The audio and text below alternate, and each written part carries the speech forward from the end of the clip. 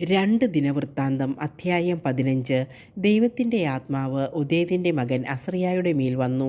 അവൻ ആസായുടെ അടുത്ത് ചെന്ന് പറഞ്ഞു, ആസാ രാജാവേ, യൂദാ ബെഞ്ചമിൻ നിവാസികളെ കേൾക്കുവിൻ.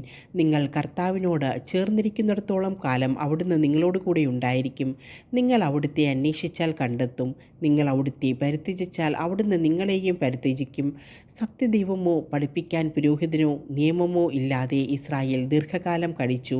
എന്നാൽ കഷ്ടതകൾ നേരിട്ടപ്പോൾ അവർ ഇസ്രായേലിൻ്റെ ദൈവമായ കർത്താവിങ്കലേക്ക് തിരിഞ്ഞു.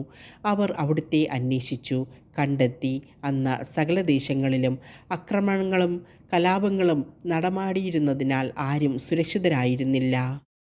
ദൈവം സകലവിധ ദുരിതങ്ങളും അവരുടെ മേൽ വരുത്തിയതിനാൽ ജനത ജനതയ്ക്കെതിരായും നഗരം നഗരത്തിനെതിരായും യുദ്ധം ചെയ്ത് ഛിന്നഭിന്നമായി. നിങ്ങൾ ധീരന്മാരായിരിക്കുവിൻ. നിങ്ങളുടെ കൈകൾ തളരാതിരിക്കട്ടെ. നിങ്ങളുടെ പ്രവൃത്തികൾക്ക് പ്രതിഫലം ലഭിക്കും. ഒദേദിൻ്റെ മകൻ അസറിയായുടെ പ്രവചനം കേട്ട് ആസ ധൈര്യപ്പെട്ടു. യൂദായിലും ബെഞ്ചമിനിലും എഫ്രായിം മലമ്പ്രദേശത്തും അവൻ പിടിച്ചടക്കിയ നഗരങ്ങളിലും നിന്ന് മ്ലേച്ഛ വിഗ്രഹങ്ങളെ നീക്കിക്കളഞ്ഞു. ദേവാലയ പൂമുഖത്തിൻ്റെ മുൻപിലുണ്ടായിരുന്ന കർത്താവിൻ്റെ ബലിപീഠം പുനരുദ്ധരിച്ചു. കർത്താവ് ആസോയോട് കൂടെ ഉണ്ടെന്ന് മനസ്സിലാക്കിയപ്പോൾ എഫ്രായിം, മനാസെ, ശിമിയോൻ എന്നീ ഇസ്രായേൽ ഗോത്രങ്ങളിൽ നിന്ന് അനേകർ അവനോട് ചേർന്ന് അവൻ്റെ രാജ്യത്ത് താമസമാക്കി. യൂദായ്ക്കും ബെഞ്ചമിനും പുറമെ ഇസ്രായേലിൽ നിന്ന് കൂറുമാറി വന്നവരെയും ആസ വിളിച്ചുകൂട്ടി. ആസായുടെ 15-ാം ഭരണവർഷം 3-ാം മാസം എല്ലാവരും ജെറുസലേമിൽ സമ്മേളിച്ചു. തങ്ങൾ കൊണ്ടുവന്ന കൊള്ളമുതലിൽ നിന്ന് 700 കാളകളെയും 7000 ആടുകളെയും അന്ന് അവർ കർത്താവിന് ബലിയർപ്പിച്ചു.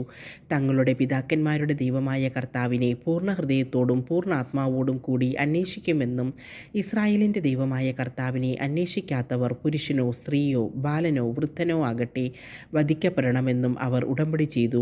ആർത്തുവിളിച്ച് കൊമ്പും കുഴലും ഊതിക്കൊണ്ട് കർത്താവിൻ്റെ നാമത്തിൽ അവർ ശപഥം ചെയ്തു. യൂദാ മുഴുവനും ഈ ശപഥത്തിൽ ആഹ്ലാദിച്ചു. പൂർണ്ണ ഹൃദയത്തോടെ പ്രതിജ്ഞ ചെയ്യുകയും പൂർണ്ണ മനസ്സോടെ കർത്താവിനെ അന്വേഷിക്കുകയും ചെയ്തു. അവിടുന്ന് അവർക്ക് ദർശനമരുളി എങ്ങും സ്വസ്ഥത നൽകുകയും ചെയ്തു.